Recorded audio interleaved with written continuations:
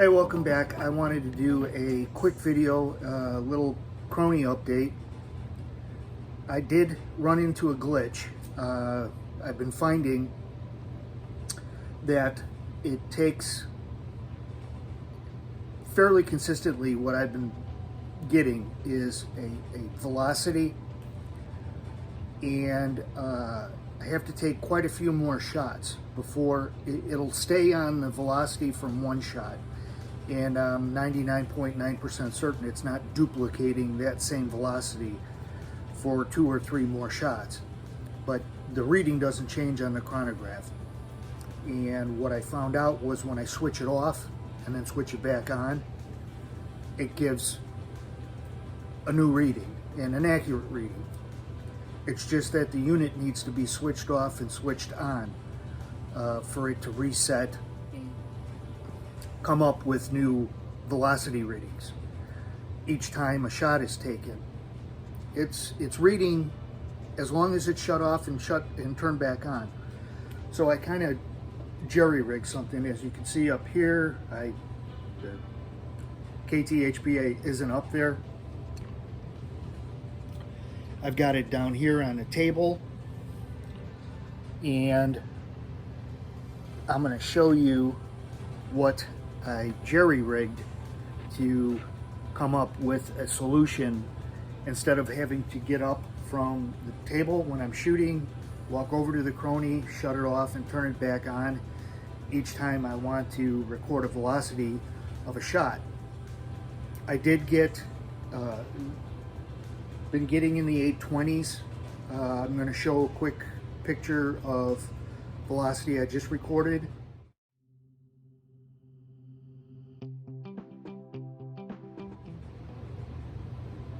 That's with the H&N Excite pellets, so 14.66 grain.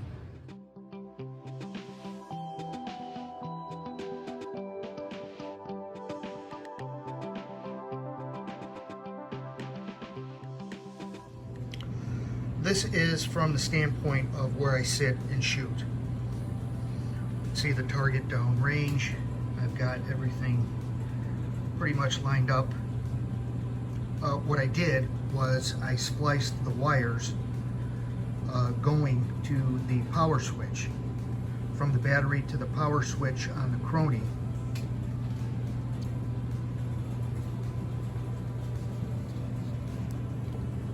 Kind of a hodgepodge of wires here, but I've got the power switch running from the battery to a switch I had in my garage, a little automotive switch. That I've mounted with the technical application of duct tape over here at the end of my table. So each and every time I flip the switch,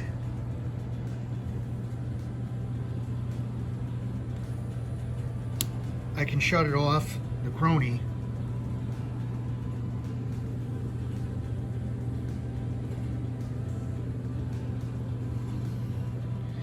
and turn it back on.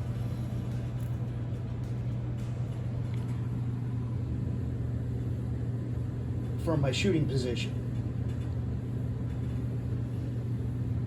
So the power runs from the battery to the switch. Ground wire runs from the battery to the switch. I've got that ground wire going back to a metal bracket that it's screwed down against that holds the front display screen in place. And the power from the switch runs back to the unit. So the switch on the unit is always on, in the on position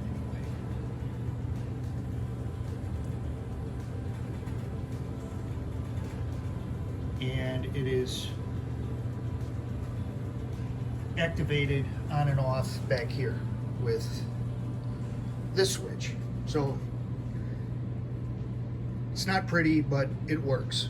And just trying to stay within a budget, obviously, of nothing, since I had all the wire connectors and the switch itself already. So didn't cost me anything. All materials I already had, and I'm able to continue shooting and getting velocity readings.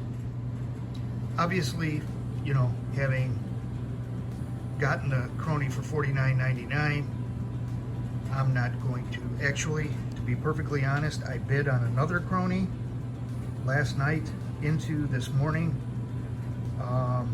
Was outbid by $1. Winning bid was $56, and it was a complete unit. According to the description, it was used only once. It came with the diffusers, the original box, the original instructions, the bag that the Chrony folds up and goes into. It looked like a really nice unit.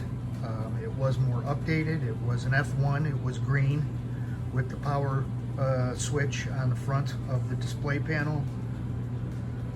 But my $55 bid lost out to a $56 bid. So that's the way it goes. Like I said, you really got to keep your eyes open and then hopefully get a bid if you're in the market for one of these chronographs. You guys, thanks for checking it out. Take care, stay safe, and shoot safe.